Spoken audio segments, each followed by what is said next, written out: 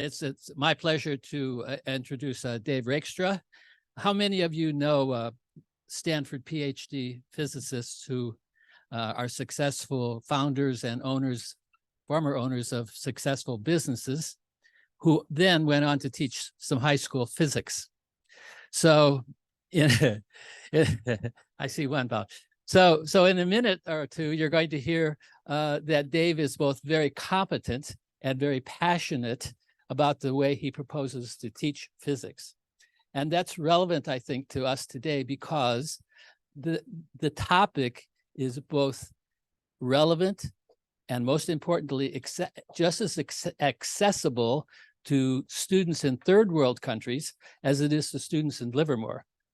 And so I think the topic fits perfectly with the Rotary's mission of international service. So let me introduce Dave.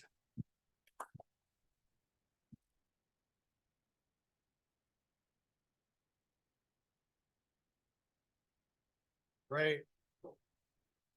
I think I can talk pretty loud. Oh, you need the mic. Got it. Okay. Okay. So thank you for inviting me to your meeting today. And I'm going to share with you something that's been a passion of mine for the last few years. And hopefully you will find it interesting. And it's always exciting to talk to a room full of bright individuals because they always have ideas on what to do next, right? And where things might go. And that's in part, I'm interested in hearing your guys' thoughts about that. So we're going to talk about this, and it really is, I think, a potential revolution in teaching students about STEM. And I've been a scientist for a long time. And I've done a lot of different things over the years. And this is really something quite remarkable. And hope you guys will find it as interesting as I do. So what I'm going to do is I'm going to start off what I was initially going to do is I was going to actually have all you guys participate and actually do some of these experiments. But with a short period of time, what I'll do is we'll kind of tell you about them. And I have a bunch of phones and I can help you guys do some of them afterwards if you're interested. So I'm going to show you a video clip of, so Channel 2 News came out, Fox News came out, did to Livermore High School and did a special on this because I was helping to teach there, and I've been helping teachers there implement some of these methods at the school. And I'm going to show you that clip. We'll talk then about what are some of the challenges in teaching STEM, how these smartphones can make a difference, a little bit about kind of what I've been doing with this over the past few years, and then then we'll have time for you guys to kind of ask questions and tell me what you think we should do next. Okay. So here's a news clip. So we'll just let it play. Greg Lee shows us one East Bay scientist is trying to make science more equitable, one iPhone at a time. A greater rock would have a greater force, which means a greater acceleration.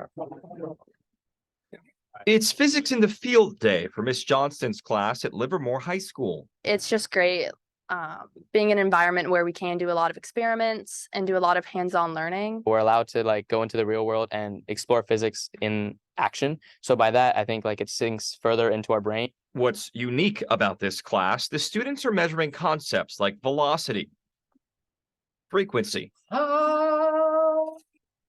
and friction, all on their iPhones. Having the ability for each individual student to have their own set of state-of-the-art sensors has allowed us to do all kinds of science that we could never do before. How do you compare those to some of the other? For the last 4 years, David Rakestraw has focused much of his energy on developing a science program simply using what many students have in their pockets. It uses technology built into the devices and apps that already exist. He calls it physics with phones.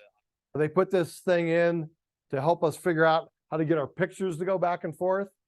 But you guys are much smarter than that. You're using it to like measure Newton's second law. Companies are putting hundreds of billions of dollars a year into making this better and to have all these features in it. And they can now be used to teach students in class. Rakestraw currently works at Lawrence Livermore National Labs. He's spent his decades-long career using and teaching science. He created this curriculum to excite students about STEM and, more importantly, make complicated, often expensive experiments accessible to all for free. About 1,000 teachers that download this material every month from all over the world from my website. We can do the same experiments, the same stuff as like people who are spending millions of dollars, just using our phones. It makes everything so much easier. I'll lean back like this on the bench. You can put this on my heart. It's a labor of love for Rakestraw. He's put together nearly 3,000 pages of hundreds of experiments in his free time. His goal, not unlike Newton's law, that students who are moved by science will remain moved by it when barriers are removed. This will be the most important project that I ever do in my life because the impact this can have is just really remarkable. In Livermore, Greg Lee, KTVU, Fox 2 News. All right.